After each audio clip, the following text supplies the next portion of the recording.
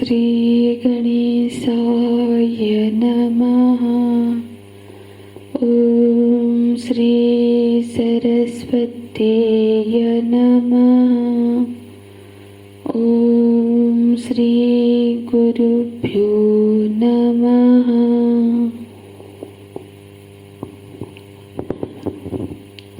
अविनाशितु तत्विद्धि येन सर्वमिदं ततं विनाशमप्ययस्यास्य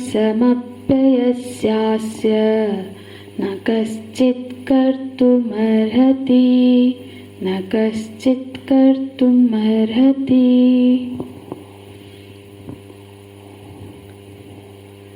असत का न जन्म है और न मृत्यु है, और सत का कभी अभाव नहीं है, नाश नहीं होता, अतः जन्म भी नहीं होता है। और इस प्रकार इस सत और असत इन दोनों को ही यह निर्णय तत्वदर्शियों द्वारा देखा गया है। तत्वदर्शी कौन है? तो तत्वदर्शी माने जिन्होंने तत्व को दर्शन किया है। और तत्व क्या है? तत् इति सर्वनाम। तत् से ही तत्व बनता है। तत् क्या है? तत् सर्वनाम है। सर्वनाम माने जो सभी का नाम है। जैसे पुस्तकम, गृहम, विद्यालयम, ये तो संज्ञाएं हैं, पर इन सबके साथ जो तत् है, तत्पुस्तकम, तो ये जो सभी के साथ जुड़ेगा। तो जो सर्वनाम माने जो सभी का नाम है, जो सभी के नाम के साथ जुड़ा है। और सर्व क्या है? सर्वम च ब्रह्मा, सर्व ब्रह्म ही है। तो तत् किसका नाम हुआ? ब्रह्म का नाम हुआ। तो तत्व का क्या हुआ? तो ब्रह्म का नाम है तत् इति तद्भावः। भाव बाची संज्ञा होगी तत्वम, तत् से ही तत्वम बनता है। तो जो अनारोपित कारं तत्वम, जो आकार का आरोप किए बिना जो वस्तु है उसे तत्व कहते हैं। जैसे हार, कुंडल, कंकण, अंगूठी आदि को, इस सब आकारों को छोड़ दे तो जो इनमें जो सोना है वो तत्व है। इसी प्रकार जो घट, पट, मठ, पशु, पक्षी, मनुष्य, पेड़ पौधे आदि आकारों का आरोप किए बिना जो तन मात्रा, जो चिन्ह मात्र वस्तु है उसे कहते हैं तत्व। और उस तत्व को जानने वाले तत्वदर्शी है। उन्होंने देखा है, उन्होंने देखा कि सत्य उसको कहते हैं जिसका कभी अभाव न हो सके। असत उसको कहते हैं जिसका कभी भाव ही नहीं हो सकता। भगवान ने ये नहीं कहा कि असत उसको कहते हैं जो कभी प्रतीत नहीं हो रहा है। हाँ, किस चीज का प्रतीत होना और उसका भाव रूप होना ये अलग अलग बातें हैं। जैसे भृगु मरीचिका में जल तो प्रतीत होती है, लेकिन वहाँ जल तो भाव रूप में नहीं होता है। क्योंकि देखो जल का तो वहाँ अस्तित्व नहीं है, यद्यपि उसकी प्रतीति हो रही है। तो किसी चीज का केवल प्रतीयमान होने से ही उसका भाव रूपता सिद्ध नहीं हो सकता। माने भाव रूपता की सिद्धि में प्रतीयमान होना, प्रतीति प्रमाण नहीं है। लक्षण प्रमाणाभ्याम वस्तु सिद्धि है। तो प्रत्यक्ष आदि प्रमाणों को प्रमाण तभी कहा जाएगा जब उनसे प्राप्त जो प्रमा है, जो ज्ञान है, वो अन्य प्रमाण से कभी बाधित ना हो सके, तभी उसको हम प्रमाण कहेंगे, प्रमा कहेंगे। तो प्रत्यक्ष आदि से प्राप्त प्रमा व ज्ञान यदि किसी और प्रमाण से बाधित हो जाए, जैसे कि वहाँ जल है, लेकिन ये ज्ञान, ये जो प्रमा है वो कैसे बाधित हो जाती है? उसी प्रमाण से ही बाधित हो जाती है। हाँ, कि क्योंकि नेत्र प्रमाण से हमने मृग मरीचिका देखा और हमको ये लगा बोध हुआ कि वहाँ पे जल है। हाँ, और उसी नेत्र प्रमाण से, जिस नेत्र प्रमाण से जल का ज्ञान हुआ था, वही नेत्र प्रमाण उस ज्ञान को बाधित कर देता है जब हम मरीचिका के पास गए। तो उसी नेत्र से ही ये ज्ञान हुआ कि यहाँ तो जल नहीं है। तो इसी तरह से जो प्रत्यमान शरीर है, प्रत्यमान जगत है, किसी भी प्रमाण से बाधित न हो तभी तो इसको हम भाव रूप कहेंगे, लेकिन ऐसा होता नहीं है। तो इससे निर्णय क्या हुआ कि सत वस्तु वास्तव में एक ही है, जिसका कभी अभाव न होवे और वो कभी भी अनेक नहीं हो सकता, वो एक ही हो सकता है। क्योंकि तत्व जो प्रमाता प्रमेय प्रमाण के विभाग से रहित प्रत्येक चैतन्य भिन्न एकमात्र सन्मात्र वस्तु है। वही सन्मात्र वस्तु अपने से अभिन्न होता है। तो इसीलिए आगे के श्लोक में भगवान बोलते हैं कि कोई भी वस्तु जिसको हम सत्य कहेंगे, सत्य तभी सिद्ध होगा जब वो केवल काल में ही नहीं, देश में भी अपरिचिन्न हो, मतलब देश में भी भरपूर हो और वस्तु में भी भरपूर हो। इसलिए भगवान बोलते हैं अविनाशी तु तद विद्धि। अविनाशी तू क्यों तू का प्रयोग इसलिए हुआ है क्योंकि जो पूर्व के श्लोक में जो सत असत की व्याख्या बात चल रहे हैं, बात भगवान ने कहा है, उसी सत की ही व्याख्या करने जा रहे हैं। ये श्लोक में उस सत तत्व का ही व्याख्या है, इसलिए वहाँ पे संगति के तौर पर तू शब्द का प्रयोग हुआ है। अविनाशी तू तद विद्धि, मतलब उस त्रिकालाबाधित परिपूर्ण वस्तु परिच्छेद काल परिच्छेद से रहित तत्व को जानो। तद विद्धि, उसको जानो। विद्धि मतलब जानो। क्या जाने भगवान? तो बोलते हैं कि अविनाशी तत्व को जानो, उस सत्य अविनाशी को जानो, क्योंकि अब तक तो तुमने सारे विनाशशील चीजों को जाना होगा, जाना है, पर अब उस अविनाशी तत्व को जानो जिसको भगवान ने यहाँ पे सत्य कहा है। तो अब प्रश्न उठ सकता है कि हमारा उससे क्या संबंध है? हम उसका अनुभव कैसे करेंगे? तो भगवान बोलते हैं वो कोई बाहर कोई और चीज नहीं है।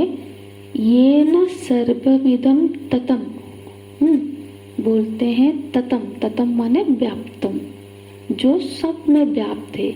यह जो समूचे प्रपंच में, ये पूरे जगत में जिससे जगत बिल्कुल व्याप्त है, जो समूचे प्रपंच में भरपूर है, केवल वो ही अविनाशी हो सकता है। माने कोई भी एक देशीय वस्तु, एक देशीय वस्तु मतलब एक देश में, मतलब एक स्थान में है, दूसरे स्थान में नहीं है, ऐसा कोई वस्तु अविनाशी नहीं हो सकती है। हाँ, मतलब एक स्थान में है, एक लोक में है, वैकुंठ, सायुज्य, ऐसे जो एक लोक में ही है, वो वस्तु कभी अविनाशी नहीं हो सकती है, क्योंकि जो अविनाशी तत्व वही होगा जो सर्वत्र होगा, जो सब में होगा। तो उस वस्तु को किसी भी देश में माने स्थान में हम नहीं हो, ऐसा नहीं हो सकता। जो सर्वत्र भरपूर है, ऐसा जो वस्तु है, उसको, उस अविनाशी को समझो, जानो, उसी को अविनाशी जानो। तो कुछ संप्रदायों में तो हमने देखा है कि वो वैकुंठ को नित्य मानते हैं, हाँ, गोलोक धाम को नित्य है, साकेत नित्य है। तो फिर यहाँ पे ये प्रश्न उठेगा कि ये श्लोक फिर वहाँ पे कैसे घटेगा, क्योंकि ये तो ब्रह्म वाक्य है ना, भगवान का स्वयं वाक्य है। तो अविनाशी का परिभाषा है कि ये न सर्वमिदं ततम तत् अविनाशी विद्धि। यहाँ भगवान आदेशात्मक भाषा में बोल रहे हैं कि उसे जानो, और वही अविनाशी है। वही अविनाशी सत्य वही वस्तु हो सकती है जो सर्व देश में हो, सर्व वस्तु में हो और सर्वकाल में हो। त्रिविध परिच्छिन्न शून्य वस्तु ही अविनाशी या सत्य कही जा सकती है ना। तो भगवान कहते हैं ये न सर्वम इदम ततम, इदम सर्वम में ततम, ततम माने व्याप्तम। कैसे व्याप्त है वो? तो व्यापकता भी कई तरह के होते हैं। जैसे एक तो लोह पिंड में अग्नि की व्याप्ति।